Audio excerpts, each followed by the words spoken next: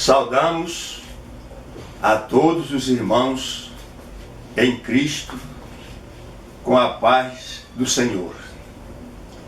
E queremos comunicar a todos aqueles nossos seguidores, todos aqueles que nos assistem, que nos acompanham, que pela segunda vez estamos acrescentando um comentário um pouquinho mais longo sobre a lição na sua totalidade.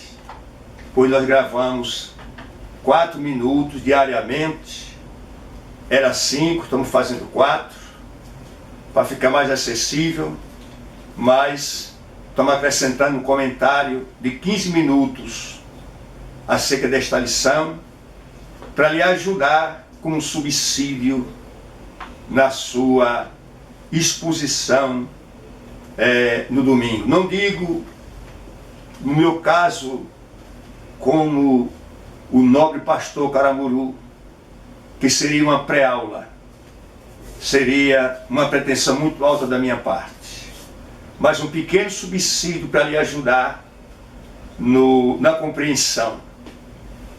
O nosso trimestre, como todos sabem, nos fala as obras da carne e do fruto do Espírito. É um tema trimestral. Mas há um tema semanal. E no caso desse comentário de 15 minutos, esse tema que é da lição 9, é a fidelidade, firmeza da fé. Então nós temos esse tema fidelidade, temos firmeza e temos fé. A lição faz uma ampla exposição sobre a fé. E o livro que dá subsídio à lição comenta amplamente também esse detalhe. Inclusive, traz à luz os fatos de Hebreus capítulo 11. Na nossa lição, temos aos Hebreus capítulo 10, versículo 35 ao versículo 39. Portanto, 5 versículos para que possamos meditar. E nos diz o seguinte: não rejeiteis, pois, a vossa confiança, que tem grande avultação, galardão. Grande, digo, e avultado galardão.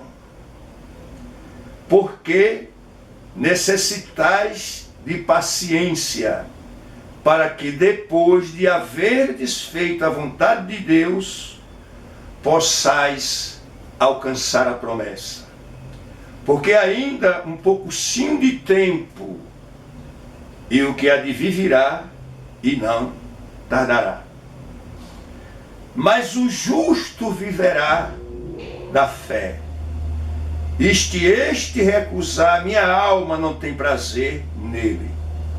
Nós, porém, não somos daqueles que se retiram para a perdição, mas daqueles que creem para a conservação da alma. Portanto, essa é a leitura em classe que geralmente fazemos em classe com nossos alunos, nas nossas salas, na escola, em nossas escolas bíblicas dominicais. Para remir o nosso tempo, eu quero, à luz do texto da lição e do texto bíblico, pois a lição ela é uma tessitura dela com o próprio texto bíblico, nos dá uma definição de fidelidade. E diz que o dicionário de Wise caracteriza, descrevendo o que é fiel, ou o que é fidelidade, diz que demonstra zelo, respeito por alguém ou algo lealdade, logo podemos afirmar que fidelidade é a característica daquele que é fiel. Resumindo, o que é fidelidade? Fidelidade é uma característica daquele que é fiel. Resumindo. Só que essa fidelidade também é um fruto do Espírito. A fidelidade é um fruto do Espírito. Ou seja, é algo que está amalgamado na alma do crente pela regeneração que ele recebeu no trabalhar do Espírito Santo quando ele aceitou Cristo como seu Salvador e Senhor. Então, ele passa a mostrar, às vezes de forma até inconsciente no seu agir, de forma involuntária, aquelas características próprias do fruto do Espírito.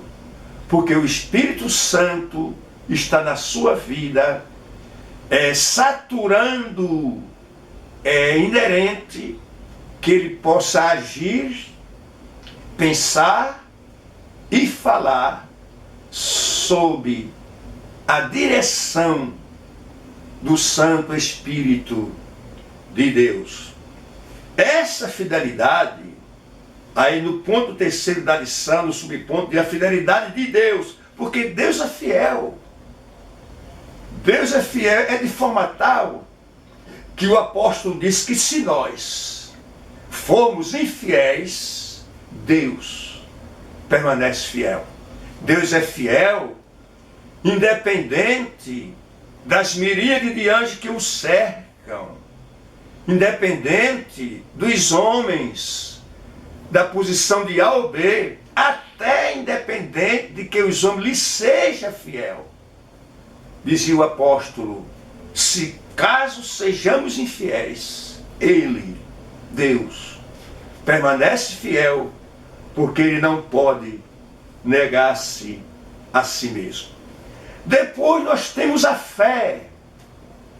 O textual, as lições diárias, conforme você tem acompanhado, até a quinta-feira, digo, fala do compromisso, da fidelidade a Deus, no sentido de não colocar outra coisa no lugar de Deus. Se você é fiel, não coloque a Deus, não coloque uma imagem de escultura no seu lugar. Seja de Pedro, seja de João. Portanto, não coloque nada, nem personagem, no lugar de Deus. O nosso segundo ponto nos fala que a idolatria é heresia, um perigo à fidelidade. Ou seja, você precisa se autocorrigir, se autocriticar, numa linguagem popular, policiar a si próprio. Algum ato da minha vida, eu estou colocando algum objeto, algumas atitudes que contraria a posição de Deus na minha vida, se está, pede perdão a Deus e muda, não coloca, porque isso também é idolatria. A idolatria não é somente se inclinar diante de imagem de escultura. A idolatria é quando se coloca algum objeto ou coisas no lugar de Deus. Isso é idolatria. Seja coisas palpáveis ou não. Pode ser idolatria, algo que não está, que eu olho e não vejo nada, mas existe idolatria ali. Então tenhamos cuidado com esse processo. Então, por quê? Porque se houver algo de idolatria na sua vida, você não é fiel a Deus. E você precisa ser fiel a Deus para falar com Ele. Porque os homens de Deus do passado falaram com Deus. Teve um, por nome Moisés, que falava com ele cara a cara, como qualquer um fala com seu companheiro. Aquele homem era fiel em tudo e não tinha nenhum resquício de idolatria na sua vida.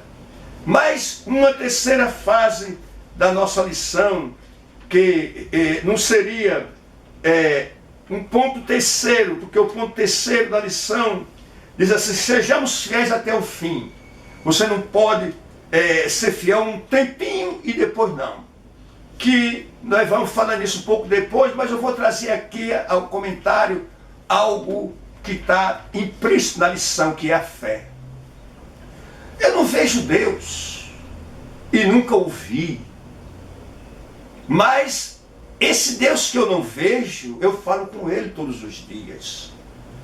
E Ele fala comigo. Já muitas vezes eu ouvi a sua voz. Não, se isso não bastasse, sentimos a sua presença quando nos dirigimos a Ele em oração e em súplicas. E Ele se faz presente em nossas vidas. Porque existe um amalgamar do Espírito de Deus com o nosso Espírito.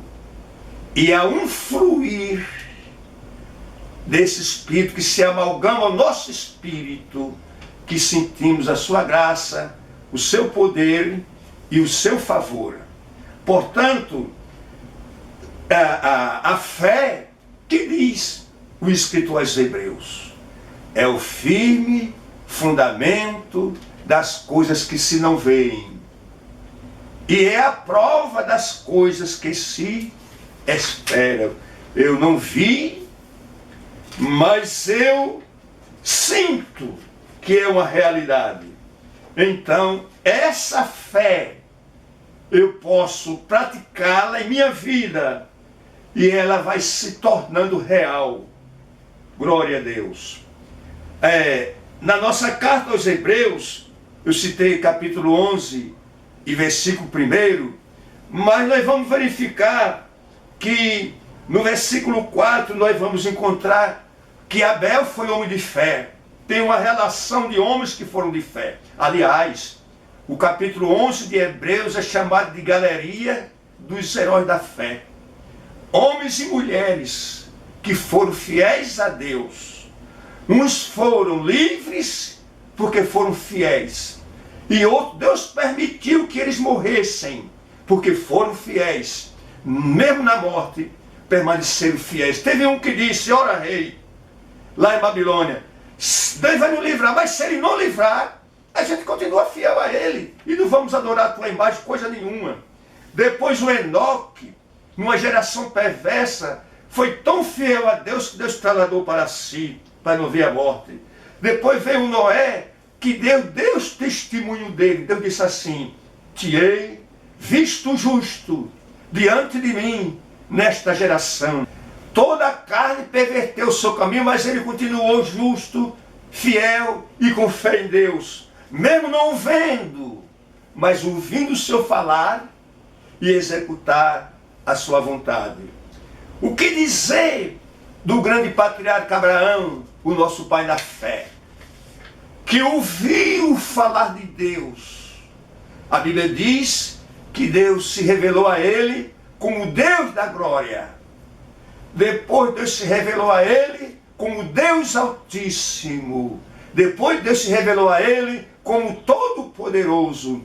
E se revelou a ele até como se fosse um homem normal, necessitando numa figura bíblica onde era como se Deus comparecesse, porque já era uma manifestação pré-existente da encarnação do Verbo da vida, lá no capítulo 18 do livro do Gênesis. Que dizer de Isaac? Que dizer de Jacó e de José, que foram modelos? E do próprio Moisés? Depois falar de Raabe. Me falta tempo para descrever acerca de Raabe, ex-meretriz de Jericó, convertida a Deus. O que dizer de Ruth? O que dizer de Débora e de Baraque, como diz o texto bíblico? Então, sejamos fiéis em tudo a Deus, porque isto tem recompensa para aquele que permanece fiel na pessoa bendita de Jesus. Não se esqueça, Deus vem muito breve através de seu eterno Filho buscar os fiéis da terra, porque de meus olhos procuram os fiéis da terra. Assim que Deus te abençoe.